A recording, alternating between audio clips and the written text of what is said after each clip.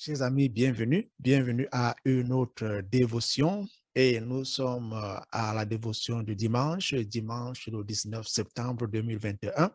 Et merci à ceux qui sont avec nous pour la première fois. Merci aussi à ceux qui sont déjà membres en part entière de nos dévotions. Et je sais que vous êtes en train d'être bénis. Aujourd'hui, nous allons lire un passage biblique dans le livre des Actes des Apôtres au chapitre 20 et le verset 32. La Bible dit, et maintenant je vous recommande à Dieu et à la parole de sa grâce, à celui qui peut édifier et donner l'héritage avec tous les sanctifiés.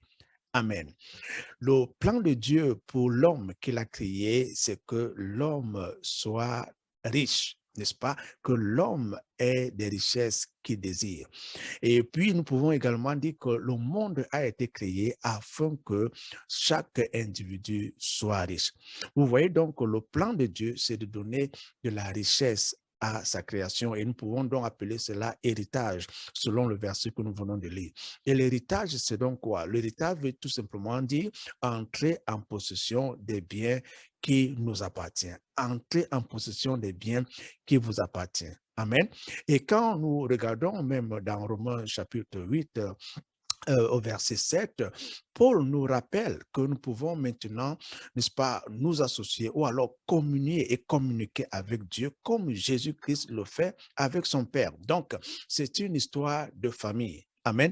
Quand nous devenons héritiers, ce n'est pas parce que nous avons fait quelque chose, mais c'est justement parce que nous sommes nés dans la famille. Vous aussi, vous êtes nés dans la famille au moment où vous avez accepté Jésus-Christ comme votre Seigneur et Sauveur personnel. Vous êtes devenus héritiers en Jésus-Christ. Beaucoup d'entre nous ne savent pas qu'ils sont héritiers en Jésus-Christ. Vous avez des biens et peut-être ces biens n'ont pas été réclamés. Et c'est le moment pour toi, c'est le moment pour moi de réclamer les biens qui nous reviennent en tant que quoi? Enfants de Dieu. Ce n'est pas des choses que nous négocions. Cela vous appartient, cela m'appartient parce que nous sommes enfants de Dieu.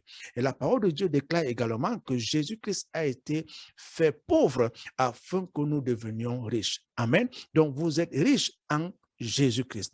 Et quand nous regardons donc cela, nous nous posons la question de savoir pourquoi les enfants de Dieu peuvent continuer à confesser la pauvreté quand ils savent qu'ils sont riches en Jésus-Christ. Pourquoi marcher, n'est-ce pas, dans la peur? Pourquoi marcher dans la tristesse quand nous savons que nous avons reçu des richesses en Jésus-Christ? Commence maintenant à marcher selon l'héritage que tu as reçu. Commence maintenant à parler en fonction de l'héritage que tu as reçu.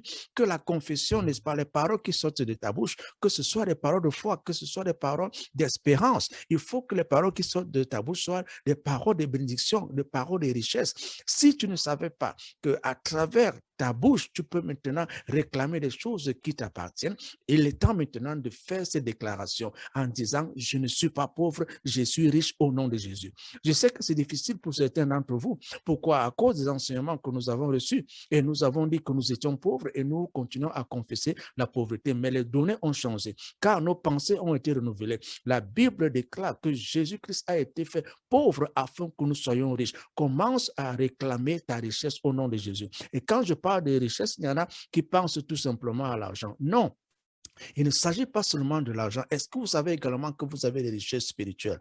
Le salut que vous avez obtenu, c'est une richesse spirituelle. Et après avoir obtenu ce salut, est-ce que vous savez que dans le salut, il y a votre délivrance? Est-ce que vous savez que dans le salut, il y a votre richesse spirituelle, votre richesse même physique? Est-ce que vous savez que dans le salut, il y a même cette richesse abondante? Est-ce que vous savez que dans le salut, il y a la protection de Dieu? Est-ce que vous savez que dans le salut, il y a la sécurité de Dieu? Beaucoup de gens pensent tout simplement de l'argent. Non. Et il y a ces richesses abondantes que le Seigneur, n'est-ce pas, a réservées à tous ceux qui font partie de la famille en tant que ses enfants. En tant qu'enfants de Dieu, en Jésus-Christ, vous êtes riches.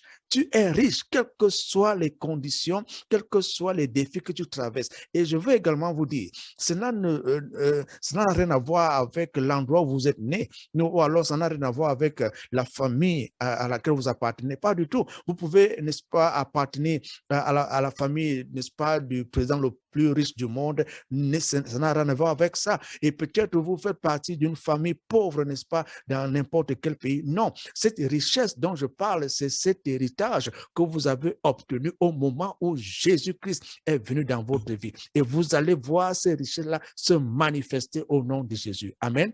Alors, si je veux encourager quelqu'un aujourd'hui, c'est de changer votre confession, de changer votre manière de parler. Changez votre manière de penser et cela n'est possible qu'à travers le Saint-Esprit. Quand Jésus-Christ vient en vous, n'est-ce pas, la capacité maintenant de confesser ce que vous êtes en lui vous est donné. Alors, je vais prier pour quelqu'un qui n'a pas encore reçu ce Jésus-Christ dont je parle aujourd'hui, que cette personne reçoive Jésus. Et c'est peut-être toi. Si tu n'as jamais reçu Jésus-Christ, invite Jésus dans ta vie. D'accord? Nous allons prier ensemble. Et là où tu es, dis tout simplement, Seigneur Jésus, j'ai besoin de toi. Je t'ouvre la porte de mon cœur et je te reçois comme mon Seigneur et Sauveur personnel. Pardonne tous mes péchés et donne-moi la vie éternelle que tu promets. Amen.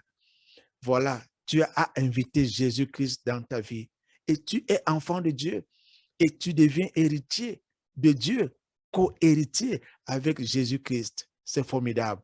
Ne manque pas de dire à quelqu'un que tu as reçu Jésus. Et aussi, ne manque pas de lire ta Bible tous les jours. Parle à Dieu dans la prière au nom de Jésus. Et si tu n'es pas membre d'une assemblée chrétienne, fais partie d'une assemblée chrétienne et loue le Seigneur Jésus-Christ avec les autres frères et sœurs en Christ. Et Jésus-Christ doit être élevé dans cette assemblée, de la parole de Dieu prêchée et enseignée. D'accord? Amen. Voilà.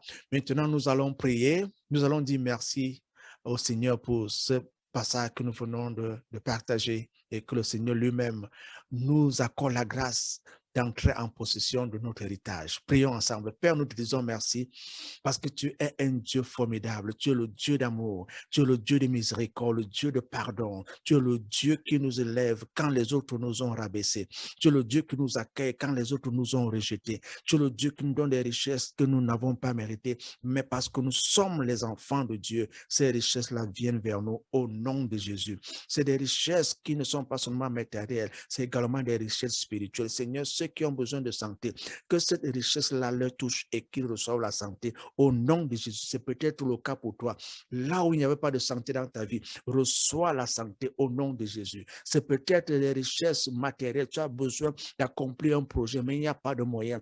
Que le Seigneur t'accorde ces moyens-là. Que le Seigneur te comble de ces moyens. Que le Seigneur te comble de ces richesses physiques, les richesses financières. N'aie pas honte. Ne t'excuse pas pour les bénédictions financières que l'Éternel te donne. Il te les donne pour la gloire de son nom. Et quand tu les utilises pour la gloire de Dieu, il multiplie au nom de Jésus-Christ. Je prie pour ton mariage. Je prie pour tes enfants. Je prie pour tes études. Et toi qui m'écoutes, tu es un homme d'affaires. Tu aimerais que le Seigneur intervienne dans tes affaires. Son intervention vient vers toi au nom de Jésus. Je prie pour tous ceux qui travaillent dans le corps de l'enseignement, que l'Éternel soit avec vous. Vous qui travaillez dans le gouvernement, que l'Éternel soit avec vous. Je prie pour ceux qui sont dans des divers divertissements. Peut-être vous êtes dans le domaine des films, vous êtes peut-être dans le domaine du sport. Je prie pour vous dans le domaine des arts. Je prie pour vous. Le Seigneur vous a placé là pour une raison et vous allez accomplir la mission qu'il vous a donnée au nom de Jésus-Christ.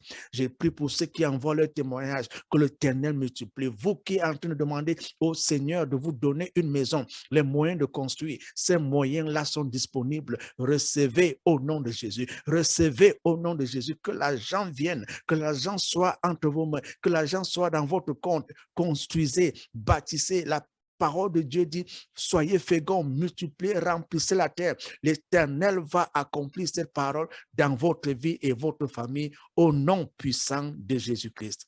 Que le Seigneur vous bénisse et que le Seigneur continue à se manifester dans votre vie. Au nom de Jésus-Christ. Amen. Nous allons nous retrouver bientôt pour une autre session. Au revoir.